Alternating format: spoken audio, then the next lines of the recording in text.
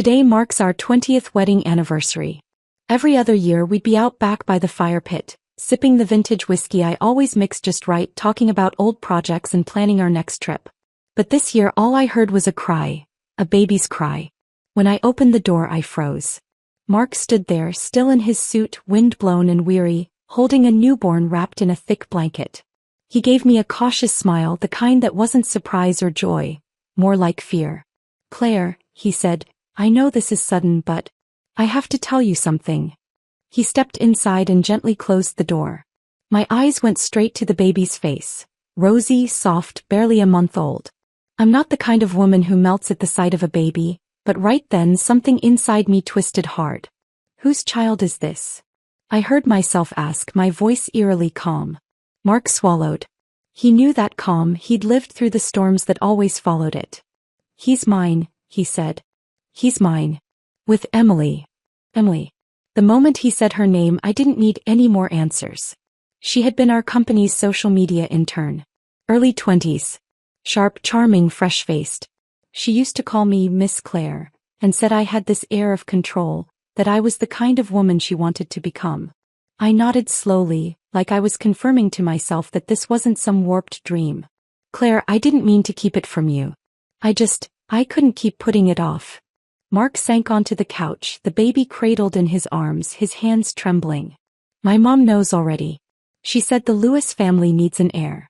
And I've thought about this for years. We're 48, Claire. We're not getting younger. Who's going to take care of us when we're old if we don't have a child?" I stared at his face, so familiar and yet suddenly foreign. The pain in my chest was dull but sharp at the edges, like someone was dragging a butter knife between my ribs. He was being honest, at least. I've thought about it for years. A family needs a child. And yet all these years hadn't he stood silently beside me through every "should we have kids" conversation? Smiling beside me when I told the relatives our decision, reassuring my parents, even promising me, before we got married, that he respected my choice. "Emily's agreed not to be involved," he said. "And my mom's offered to help. I know I've hurt you, but we're still married, we're still a family. Could you think of it like adopting? We could give him a great life." By the time he finished that sentence I was already in the kitchen, silently turning off the pot of creamy mushroom soup on the stove. I walked back into the living room and looked him dead in the eye. "So you want me to raise your child with Emily? Pretend none of this ever happened?" He opened his mouth but no words came out. I stepped forward and gently took the baby from his arms, supporting the head with one hand. Then I turned and walked to the front door. I opened it. "Claire." "He's too young to get pulled into adult garbage," I said, my voice so level it startled even me. I handed him the baby carefully, like passing back a stranger's umbrella. Then I shut the door. And locked it. Mark stood on the porch for a while. A few minutes, maybe. Then came a soft knock, not loud but persistent, like he was willing to wait forever. "Claire, I mean it. I really mean it. Please, don't do this. Don't make this decision alone." I didn't answer. I just walked back into the kitchen and turned the burner back on. After 20 years of marriage, I never imagined our final chapter would arrive wrapped in someone else's child. But I knew one thing. I'd be having this anniversary dinner alone, and I'd finish every last bite. It wasn't even 10 the next morning when the doorbell rang. I thought it was an Amazon delivery, probably the books I'd ordered. But when I opened the door, that all too familiar, cloying perfume hit me first. Linda Lewis, Mark's mother, stood on my porch wearing a face full of disapproval. Right beside her was Mark, holding the baby again. No stroller this time. Clearly, they'd rushed over for a family intervention. "Claire, we need to talk," Linda said bluntly, marching into my living room like it was her personal courtroom. I stayed leaned against the kitchen counter. I didn't offer them seats. "Claire," she started in that usual tone of hers, calm, patronizing, dressed up as understanding but offering zero support. "I know you're upset. But this isn't just Mark's fault. You didn't want kids. Fine, we respected that for 20 years. But you have to see things from his side. He's a man. A 48-year-old man. He has responsibilities to his family." Her voice began to shake and her eyes filled with tears. "We can't let the Lewis family name die with Mark. You insisted on not having children and we all respected that. But now the child is here and you're talking about divorce? What about the baby? He's our only hope of carrying on the family line. I didn't say a word. I just poured myself a glass of water. Then Mark chimed in. Claire, I know this is hard to hear, but it's time to face reality. You're 48 too.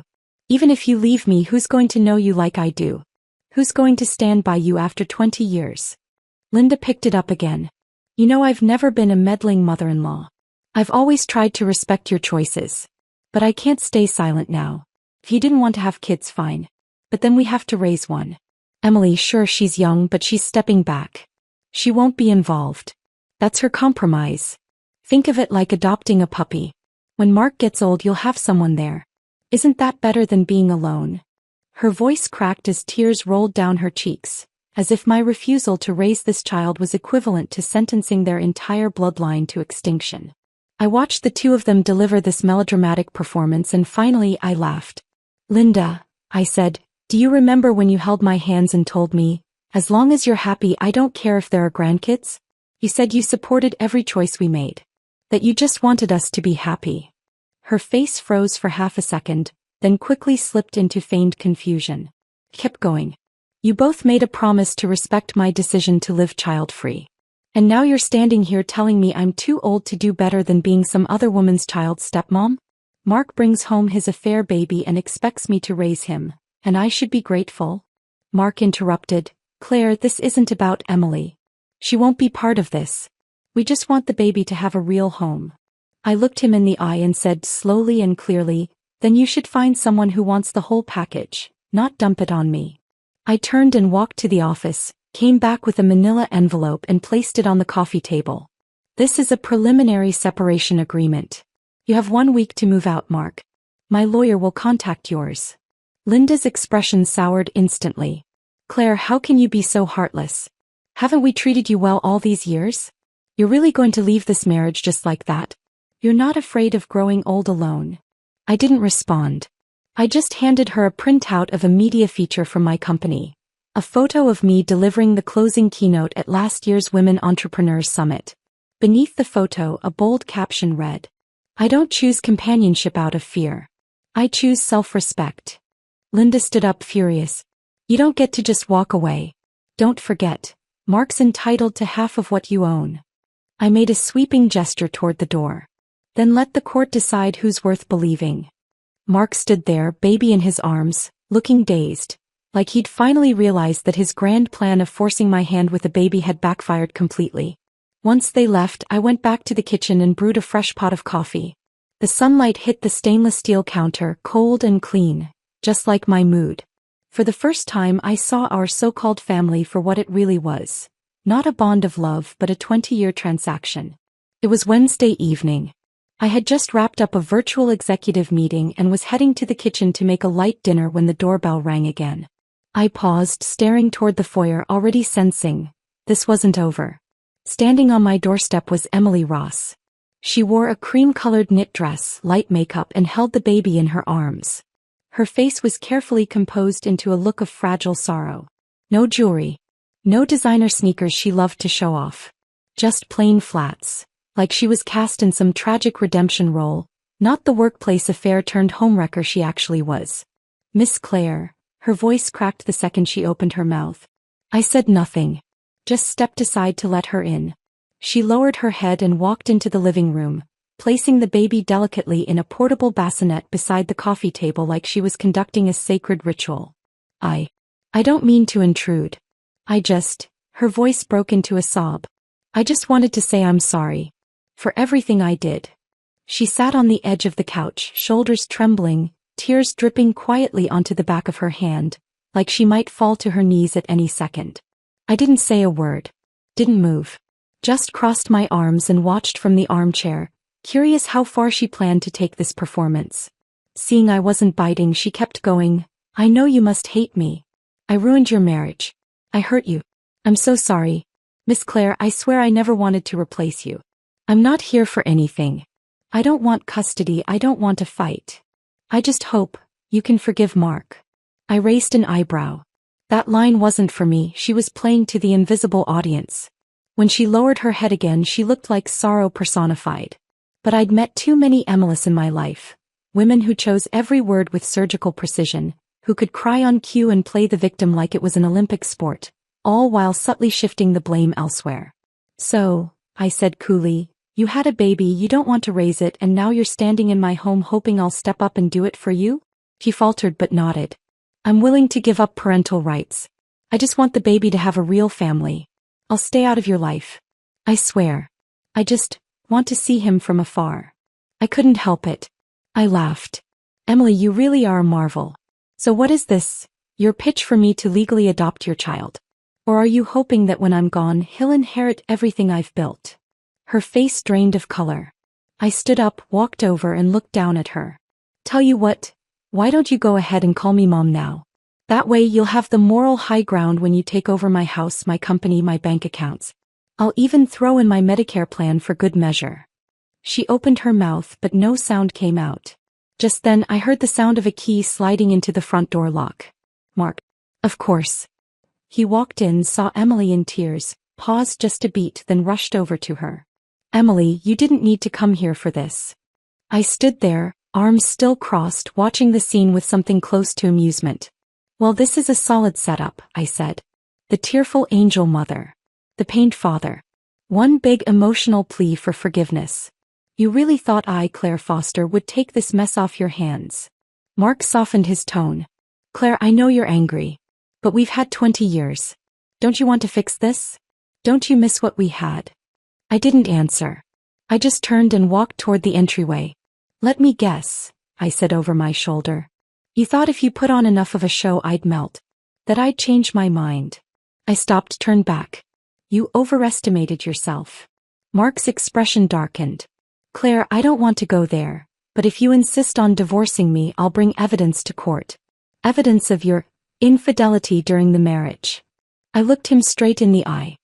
His face twisted into a desperate smirk, like a man who thought he'd finally found the ace in his hand. Emily kept her head down, but I caught the flicker of a smug grin at the corner of her mouth. They really thought I'd panic. I turned, went to the study, picked up my phone and dialed. "Zach? It's Claire. Remember you said you had time this week? I've got something I need you to help me finalize. My divorce agreement." I hung up, walked back into the living room and placed the phone calmly on the coffee table. "If you're going to threaten me," I said coldly, "at least bring someone who actually knows how to touch my assets." Silence. The only sound in the room came from the baby's soft gurgling, and the quiet, trembling breath Emily took as she tried to keep up her act of innocence. The hallway light cast long shadows behind them and I saw it clearly. They were about to exit my life. They just didn't know it yet. The fallout came even faster than I expected. It was Thursday morning. I had just walked into the office, shrugged off my trench coat, and was hanging it up when Katie, my assistant, rushed in like she'd just witnessed the collapse of a Fortune 500 company. "Claire, you need to check your inbox right now. It's a company-wide email."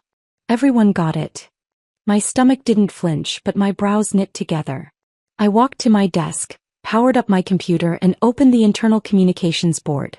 Sure enough, there it was. A pinned message blasted to every employee. Subject line screaming in bold. "Married female CEO's morals in question. Exposed photos of intimate dinners with male clients." I clicked it open and actually laughed. There was no text explanation, just a series of photographs. But the images spoke loud enough. Me at various locations. A restaurant lounge, a bar's private room, a first-class cabin on a red-eye flight. Engaged in conversation with different male clients. Some shots I didn't even remember being taken. All were from work events. Contract closings. Negotiation dinners.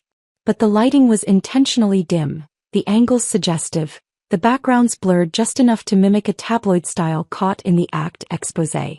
Katie leaned closer, whispering, "Should we call the police? Or contact our legal department?" I shook my head calmly. "Not yet. These photos show nothing illegal. Nothing that counts as actionable defamation. First, we collect evidence." She nodded, hesitated. "The photos, they're real though, aren't they?" "Of course they're real." I smiled. "But real doesn't mean guilty." I stood and walked to the window. From the 11th floor, downtown Boston's financial district stretched below us. Coats flapping in the wind, high-heeled executives darting across intersections, junior staff gripping their lattes like lifelines. The whole scene looked like a runway where everyone was performing the version of themselves they hoped would survive the day. I was used to people defining me. Back when I started my company, they called me a suit-wearing tease. When we started scaling, the rumor was I had a powerful man backing me. After we secured a government software procurement deal, I heard whispers that I'd slept my way into federal contracts. This world doesn't run on facts. It runs on narratives. And if the narrative is salacious enough, you're guilty before you even open your mouth. But me? I've learned to stand on that podium of shame and look down on the crowd with a steady eye. Katie said quietly, "We traced the IP to a temp server that wipes itself after logout. But IT's working on tracking the physical machine it was sent from. We'll have something soon." I didn't respond. My eyes were fixed on one specific photo. It was me and a biotech project manager walking out of a hotel lounge. He looked a little slumped. I was helping him keep balance. No romantic contact. No proximity breach. Just a responsible adult making sure a colleague got home safe after drinks. But none of that mattered. People don't care about the context. They only care about the version that feeds their assumptions. Katie shifted uneasily. "Do you want to call a company-wide meeting? Maybe explain what those photos really are." I turned and gave her the kind of smile I save for boardrooms. Controlled, precise. "Katie, do you know what's gotten me this far in this industry?" She blinked. I said, "Product delivery. Negotiation close rates. Funding rounds that closed above valuation. A stable year-over-year ROI. I didn't get here wearing a damn chastity belt. Let them talk. I'm not here to look like a good woman. I'm here to make money." She went quiet for a moment, then nodded less nervously this time. I continued, "Have PR monitor online chatter. Take screenshots. Archive everything. Legal should reach out to Zach and his team. We're preparing to press charges. HR, pull Emily's entire access log since the day she was hired." "Yes, ma'am." Katie moved fast. I sat back down and reopened the email. Downloaded each photo one by one. Created a folder titled Counter-Strike. If they wanted to play games, I'd play. I don't fear mud. What I fear is people mistaking me for someone who doesn't know how to wipe it off, and then drag them through it. Years in this business taught me one thing. You don't silence a liar by defending yourself. You ruin them, in court, on record, and preferably in full view of the internet. Saturday morning brought an unusually clear sky. Zach and I arrived on time at a private members-only restaurant tucked along the Boston Harbor. The private room overlooked the water. A vintage nautical map hung on the wall, and the breeze from the harbor gently stirred the corner of the curtain. It looked serene, but the air was thick with tension. Mark walked in with his mother Linda and Emily Ross. Emily had dialed up the humility today. Black wool cardigan, barely their makeup, not a hint of her usual designer flair. She looked like she was auditioning for the role of the innocent third party.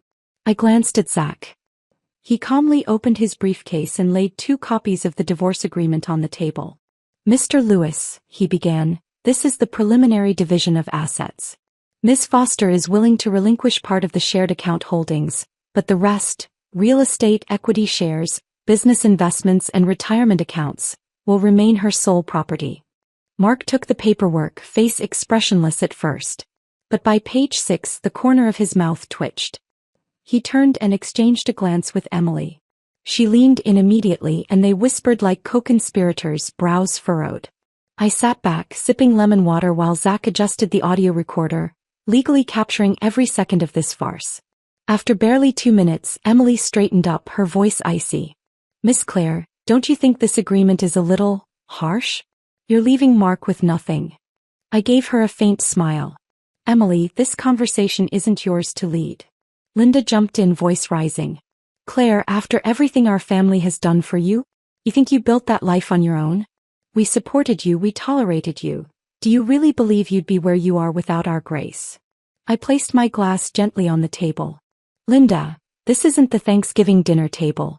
This is a legal negotiation, not your living room." Mark finally spoke. "Claire, are you really going to cut me out completely? After 20 years, not even a shred of goodwill?" I looked him in the eye. "Goodwill? You mean like showing up on our anniversary holding the baby you had with your intern?" His face paled. "At least I didn't cheat," he shot back. Emily immediately followed up. Exactly. The child came before your official separation. It's not adultery. Not illegal. Zach cleared his throat sharply. I laughed softly, leaning back. Well, aren't you both charming? Tell me something though, those photos and emails you've been tossing around. Emily, did you perhaps access our employee database without authorization before you left the company? Did you by any chance sign a non-disclosure agreement? Because legal's already drafting a claim for corporate data theft. Emily went ghost white. I wasn't finished. And Mark, don't smirk. The so-called evidence you're trying to weaponize against me? Photos of me conducting legitimate business over dinner with clients. You distribute those and accuse me of impropriety? That's defamation. Slander. You sure you want this fight? Mark opened his mouth, then shut it. I pulled a tissue from the side table and handed it to Emily. Here. Wipe your tears before they ruin the innocent act makeup. You're not quite pulling it off today. Linda slammed her hand on the table. You really won't give him a single cent? That's what this is about. I nodded. She flushed with rage. You think you're invincible? You're 48, no kids, no family. Someday you'll get sick and die alone. Then what? I dropped my smile. Met her eyes squarely. Linda, I will be just fine on my own. I don't need a husband. I don't need a son. I have my mind, my company, my judgment, and my capability. That's all I've ever needed. I turned to Mark. You can sign now. Or we can let the courts decide. And maybe I'll give Boston Business Weekly a little story about how Mr. Lewis tried to extort his entrepreneur wife during a divorce. Silence. Zach passed him the pen. Mark stared at the document, knuckles white around the barrel, then lowered his head and signed. Linda muttered something under her breath. Crazy woman. Emily's carefully cultivated halo finally cracked. I stood straight in my blazer. Thank you all for your cooperation. That was delightful. Just before I stepped out, I looked back. Oh, and Mark? If you think that was brutal, then maybe you've forgotten who I am. Who am I? I'm the woman who tore a boardroom apart at 3 a.m. to close a $30 million deal. The one who negotiated a state-level contract from scratch and led a team of women straight through a field of men who said we wouldn't last. The CEO they said would collapse the moment she got emotional. You thought throwing a secret baby at me would be my undoing? No, darling. This was just the beginning. Less than 2 weeks after the divorce papers were signed, I naively assumed Mark and his new family might settle into silence for a while. But clearly the script they were living by had other plans. Sharper, crueler, and far more dramatic than I expected. That morning, I had just wrapped up a remote board meeting and was getting ready to head out to a pitch event for our innovation fund when my phone rang. Linda. Her voice on the other end sounded like a fox caught in a trap. Panicked, splintered, laced with the kind of fear that only comes when someone realizes they've lost control. It's Mark. The doctors say it's liver cancer. And just now, he was in a car accident. His right leg. They might have to take it. I still had my car key halfway in the door. I didn't speak right away. I just stood beside the car, letting the wind from across the harbor slap me across the face, grounding me in the brutal clarity of the moment. Liver cancer. I already knew. 3 months earlier, during a company-wide health screening, I'd received preliminary test results from his doctor. Back then we were still married. I'd even started outlining a treatment plan for him, budgeting long-term care support for Linda, factoring it all into my personal finances. I was ready to help. And then, before I could say a word, he showed up at my door with a baby in his arms. That was the day the course changed. I put her on speaker. My voice was calm. Which hospital? Her voice cracked. Mass General. Emily's here. She hasn't stopped crying. I cut in. What insurance does he have? Claire, please. Her voice collapsed into pleading. We checked. What he has won't cover the long-term care. He's out of work. There's nothing left. I stared at the red light ahead, each flicker like a slow metronome of measured cruelty. I answered quietly, he's got 2 private plans. One I arranged during our marriage. The other he purchased later on his own. Combined, they cover 60% of treatment and rehab costs. Linda went silent. I continued, colder now. You're not broke. You just don't want to touch the money in his name. More silence. Then her tone softened, almost doughy. Claire, I know you're angry. But Mark was your husband for so many years. I laughed, short and sharp. Ex-husband. And with that, I hung up and muted her number permanently. I wasn't expecting the next blow to land so quickly. Less than 48 hours later, the news exploded. Emily Ross arrested on suspicion of insurance fraud and attempted vehicular homicide. The Boston Police Department released a statement. 2 weeks before the crash, Emily had secretly added a double disability payout clause to Mark's insurance policy, totaling $750,000. Investigators confirmed the car's braking system had been manually tampered with. There were no signs of external impact. The headlines lit up every group chat, boardroom thread, and LinkedIn post. Someone in the industry group I'm in messaged, "Wait, Emily was Mark's new girlfriend, right? The same girl he left Claire for? Jesus." Another chimed in, "Mistresses these days aren't angling for marriage anymore. They're gunning straight for settlement."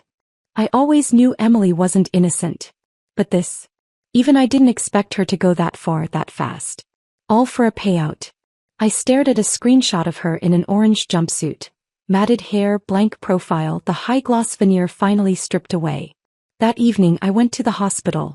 A nurse escorted me to a secure ICU suite. Behind the glass wall, Mark lay curled on the hospital bed. His right leg was gone. His left arm in a cast. His face pale as snowfall. An 4-bag hung above him, pumping a slow drip into a body that looked like it was already surrendering. When I stepped into the room, his eyes flicked toward me.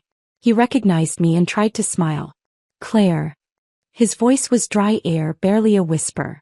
I sat down beside the bed and looked at the man who once sat across from me at countless holiday dinners, who once stood shoulder to shoulder with me in boardrooms and battled through client pitches.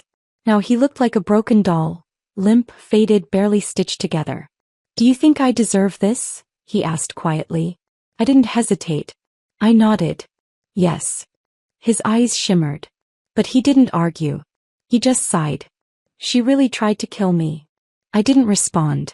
I let the silence sit for a moment before speaking. "You know what your real mistake was?" He blinked. "Cheating." I shook my head. "No. It was believing you were still in control. You thought you could walk in with your intern's baby and I'd still have dinner with you on our anniversary. You thought a crying child would flip a switch and make me motherly. You thought you could leak those photos and I'd pay you to keep quiet. You never once stopped to consider that I'm the woman who built an entire company from scratch. That you were betting against the wrong person. That Emily never wanted you. She wanted your name on the policy. She wanted what I built around you." His eyes brimmed with tears. I stood, walked to the door, then paused, glancing back. "You don't deserve pity, Mark. You're just finally paying the price for your greed." His mouth opened, but no words came. I closed the door behind me and didn't look back. The hospital hallway smelled like disinfectant and despair. But inside me there was a strange clarity. I hadn't needed to destroy them. They had walked off the edge all by themselves. After I left the hospital that night, I thought the circus was finally winding down. Mark was dying. Emily was in custody. I should have been free to return to the world that belonged to me and my company alone. Then Linda called. Her voice was different this time. No screeching. No theatrics. Just a heavy, almost strangled calm. "Claire, can you come to the hospital? I need to tell you something." I nearly hung up. Until she added, "It's about the baby." When I arrived, she was sitting alone in a corner of the waiting room, wearing a faded gray knit sweater. Her hair was unbrushed, her posture collapsed like someone had pulled out her spine. She stood when she saw me, then hesitated halfway, unsure whether she should sit or not. "Claire, I'm sorry." The words hit the air like a dull thud.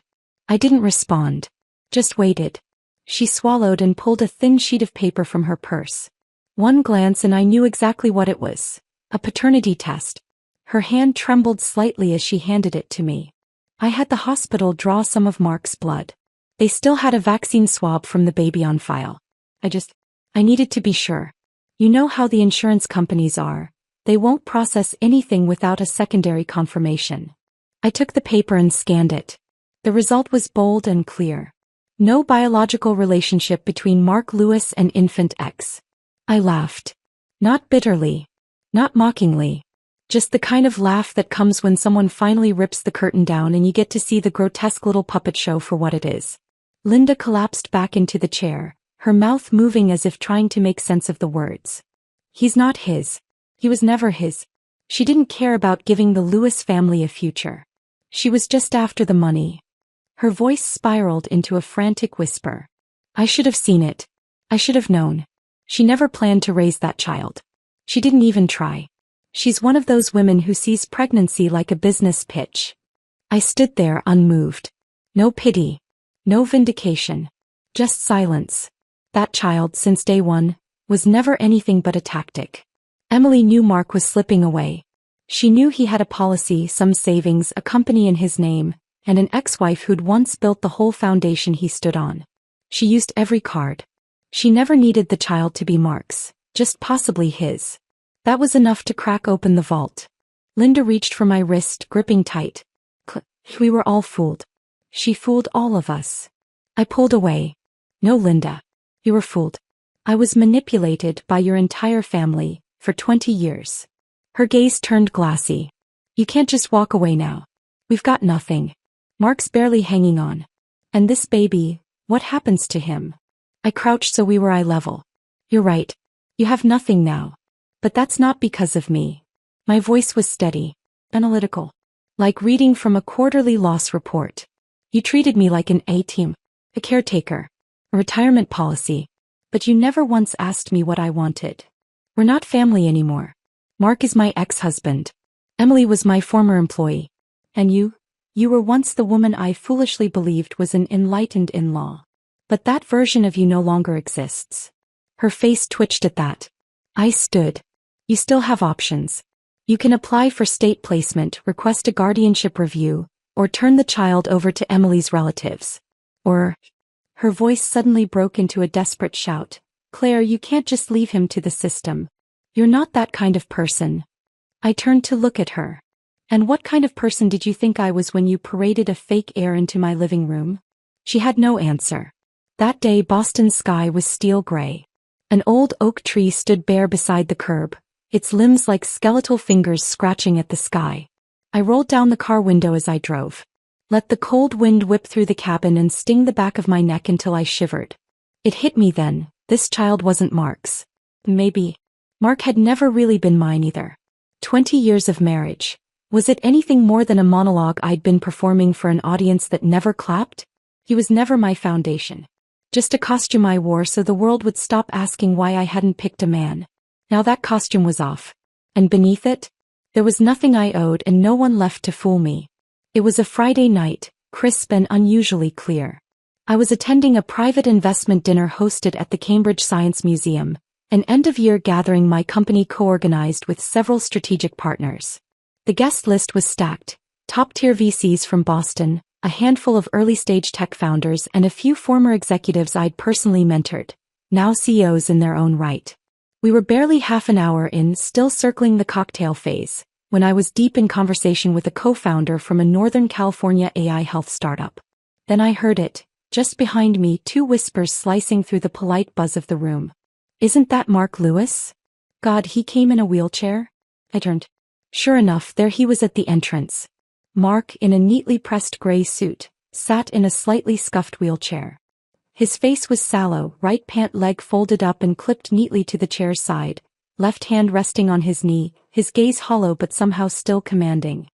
His hair had been combed with care, but dry ends and puffy under-eyes betrayed the decay. And most notably, he was facing me directly. Like he'd arrived not for the event but for a showdown. I let out a quiet sigh, gently set my champagne flute on a passing tray, and gave the founder beside me a polite smile. Excuse me, I need to go have a word with some unfinished business. I walked across the room, every pair of eyes subtly, or not so subtly, tracking me as I stopped in front of him. Long time no see, Mark. My voice was level, civil, like greeting a former colleague at a networking panel. He smiled faintly, voice hoarse. Claire. It's good to see you. I glanced at the 4-bag hanging beside his chair. That whole tragic hero look tonight, was it staged for me? His mouth twitched into a ghost of a smirk. You give yourself too much credit. I'm just stopping by. Catching up with old friends. Then how about we step outside? I find backdrops of dying men more tolerable in fresh air. He shrugged. I don't mind the cold. I signaled a server to wheel him toward the terrace. The night was brutal. Wind sharp as glass. But I found it easier to breathe out there. After a few coughs he spoke. Claire, I know you want nothing to do with me. But I'm out of options. I stayed silent. Let him continue. He stared at the sky as a plane drifted low overhead, his voice folding into a tired monologue. I've screwed up most of my life. But the one thing I did right was marrying you. I was greedy. Thought I could keep you and chase the spark with Emily. Ended up with nothing. His voice dropped as if rehearsing an eulogy for himself. If you'd help me now, just one last time. Enough to live the rest of my years in peace. Then he turned toward me. His eyes sharpened. $1 million, Claire. That's my final ask. I laughed. The wind caught my hair and whipped it across my face. 1 million. I said amused. Why not draft up a little shopping list? My house, my company, my pension accounts. I'll have my attorney drop them off with your morphine. He stiffened. You act like that money means something to you. It doesn't, I said plainly. And that's exactly why I won't give you a single dime. His face darkened. Then don't blame me, Claire. I may be in a chair, but I'm still your ex-husband. If you abandon me publicly, I'll haunt every press event, every keynote stage, every investor meeting you attend. I'll sit there like a ghost, reminding the world you left your dying husband to rot. Don't make me be that guy, he said slowly. Don't make me go full lunatic. I stared at him for 3 seconds, then lowered my head and laughed softly. Mark, I really did underestimate you. Even with one leg and half a liver, you're still trying to weaponize your existence. You were born to hustle, weren't you?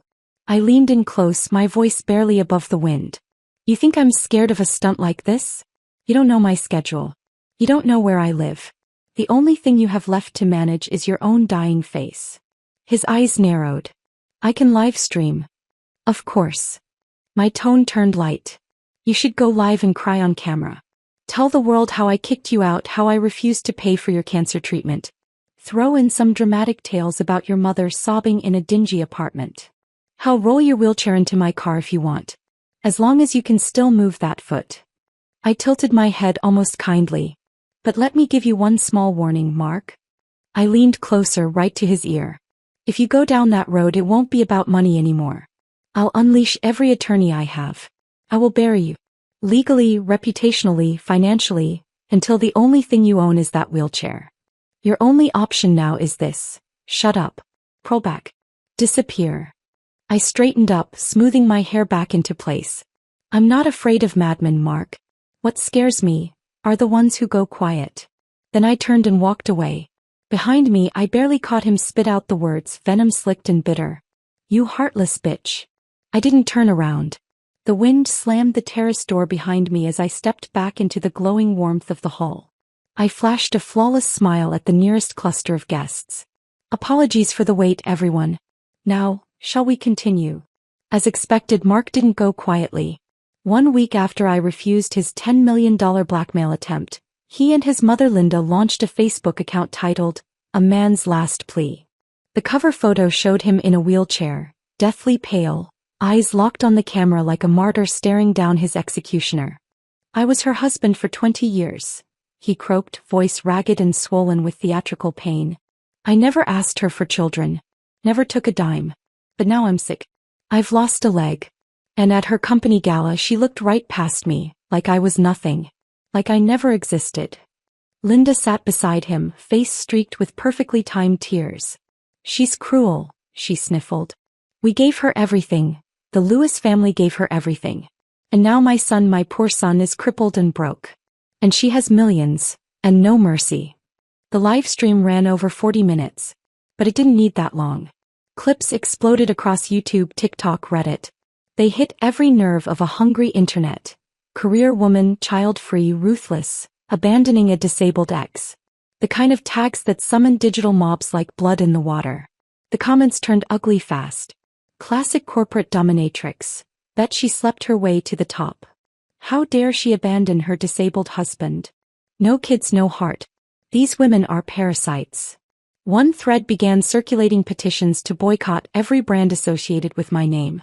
Even my upcoming fund for women entrepreneurs was branded as fake philanthropy backed by corporate predators. But I didn't flinch. Not yet. Said I waited. I waited while my legal team scraped and archived every second of their broadcast, every comment, every tweet that dared mention my name with a lie. I waited while my PR director transformed dry timelines into a story sharp enough to cut through algorithm fog. I waited because in a storm of hysteria, silence isn't weakness, it's loading. On the 5th day I went live. No filter. No staged backdrop. Just me in a navy turtleneck seated on my office couch, staring directly into the lens. I spoke. Hi. I'm Claire Foster. Lately, a man has accused me of abandoning him while he's ill, calling me cold, greedy, and inhuman. I didn't respond immediately. Not because I had nothing to say, but because I respect the law. I was married to Mark Lewis for 20 years. We chose not to have children. Together. With the support of his mother, Linda. But on our anniversary, Mark arrived at my home, with a baby he fathered with another woman, asking me to accept, raise, and eventually pass down everything I built to that child. They leaked photos of me at client dinners, implying infidelity. They sent anonymous emails to my staff spreading rumors. And when all else failed, they tried to extort me for $10 million during our divorce negotiations. I paused. Then presented the receipts. System logs showing Emily's unauthorized access to our company's internal database. A redacted audio clip of Mark naming his price. A certified DNA test showing the child wasn't his. Then I looked back at the camera. They're not victims. And I'm not your villain. I'm just a woman who traded 20 years of loyalty for a chance to be free. I don't live off a husband, I live off my work. I don't apologize to public outrage, I answer only to truth. The stream went nuclear. Within 2 hours, view counts shattered 1 million. Comment sections flipped on their heads. This isn't abandonment. This is self-rescue. The man in the wheelchair is a manipulator. Full stop. This is how a woman handles betrayal, with facts and fire. By midnight, our company site crashed, overwhelmed by support purchases, solidarity orders, and messages from strangers calling me their hero. Meanwhile, Mark's page was gone. My legal team had filed full charges. Malicious defamation, harassment, and deliberate misinformation campaigns. The platform reviewed the case, pulled the plug, and scrubbed every video. No warning. Just silence. I didn't celebrate. Not yet. Because I still had one final card to play. And it was time they learned what my endgame really looked like. They say real revenge isn't a fist thrown in fury. It's standing on the high ground of truth, time, and law. Watching as your silence turns into a blade that cuts cleaner than any scream. 3 days after my livestream aired, I decided it was time. It was 6:30 a.m. I was in my kitchen in a sweatshirt, coffee brewing, soft morning light pooling at the window ledge. I glanced at a push notification on my phone, just 5 words. She won. And I knew. It was time to close the net. I authorized my attorney, Zach, and his team to file 3 lawsuits with the Massachusetts Superior Court. First, against Mark Lewis, for malicious extortion, defamation, and sustained harassment. Second, against Emily Ross, who was already serving time for insurance fraud, but now faced civil charges for unlawful access to proprietary systems and theft of trade secrets. Third, against Linda Lewis, for orchestrating and amplifying online harassment, and for willfully engaging in a targeted defamation campaign in violation of Section 34 of the Public Influence and Cybersecurity Act. We submitted 4 boxes of evidence to the court. Among them, VPN activity logs from Emily's anonymous company-wide email blast. A full unedited audio recording of Mark's extortion attempt. Raw livestream footage showing Linda knowingly spreading falsehoods. IP-tracked databases of coordinated attacks across social media, including leading commenters and troll accounts. At the press conference, Zach said something that cut through every headline. You don't have to like a woman's choices. But you don't get to punish her for being powerful. 5 days later, the court accepted all 3 filings. The media seized it like wildfire. Claire Foster strikes back. Defamation ring faces lawsuit from tech mogul. From victim to vanguard, CO takes on the economics of internet hate. And while this unfolded in courtrooms and newsrooms, Mark was tucked away in a suburban rehab facility, undergoing post-op therapy. But his plan to quietly file for disability aid crumbled the moment Emily started talking. She flipped. From prison, she made a full statement to investigators. Mark told me if I staged a controlled accident, he'd buy me a condo and list the baby under my name. He was the one who suggested the insurance amendment. He picked the day. He knew he'd be driving alone. He wasn't a victim. He was my partner. Truth once cracked open spills like garbage through a split plastic bag, foul but undeniable. Mark was placed under renewed criminal investigation. He wasn't imprisoned, his health bought him leniency, but the court froze all his liquid assets. He was ordered to pay $780,000 in combined civil damages and legal costs. Linda, who had lost her only source of support, was found liable as a co-conspirator. The court mandated she pay $60,000 in damages and delete all defamatory content relating to me and my company. Emily reached a settlement with me. Her second-hand Toyota, a garnished checking account, and a handwritten apology submitted to the court. I didn't keep the money. I redirected every cent to a new initiative I'd already begun building. The Women's Independent Defense Fund. And I wanted more than their money. I wanted their reputations in ruins. Their names flagged in job databases. I wanted the civil record box checked, yes, every time they filled out a form. I wanted them to remember, every single time they met a locked door. They tried to destroy a woman, and ended up destroying themselves. Me. I turned their wreckage into my stage. That Friday, the day the judgment became public, I stood at the launch event for the fund. In front of 100 women, founders, journalists, organizers, I said my first words since the storm began. This isn't a debate about cheating or abandonment or moral gray areas. This is a war over self-sovereignty. Applause shook the room. I funneled every damage payment into the foundation to provide legal aid, trauma therapy, and business reentry support for women entrepreneurs subjected to economic abuse, reputational attacks, or targeted fraud. I didn't forgive them. I didn't perform benevolence. I stood before them and said, "You tried to take everything from me. I made sure you left with nothing. You cast me as the villain. I took your broken script and made it my climax." 6 months later, I flew to San Diego, alone. California sunlight was a different kind of honest. It poured over the coastline like it had nothing to hide and demanded the same of you. No disguises. No deflections. Just clarity. I'd booked a private bungalow as close to the ocean as possible. From the moment I slid open the glass doors, all I could see was blue, waves, surfboards, the long, steady breath of the Pacific. I brought no files. No assistant. I switched my phone to airplane mode the second the plane touched down. From airport to check-in, I didn't take a single business call. That evening, I sat alone in a folding chair at the edge of the sand, a cheap gas station beer sweating beside me, my feet buried in the sun-warmed shore. The tide came in just enough to cover my ankles, then slipped away, leaving only a thin lace of foam behind, like it was washing away what was never meant to stay. I wasn't here to let go. I wasn't here to heal. What needed to be judged had been judged. Those who belonged behind bars were there. Those who gambled and lost were bankrupt. I had no more verdicts to give. Linda never contacted me again. Mark's so-called letter of apology arrived at my foundation's mailing address. My assistant logged it, sealed it, filed it. I didn't read it. I didn't need to. That chapter was done.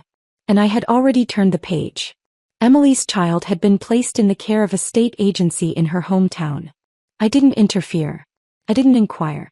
He wasn't my responsibility. And for once, I let something pass through my life without feeling like I had to fix it. This trip wasn't about running away.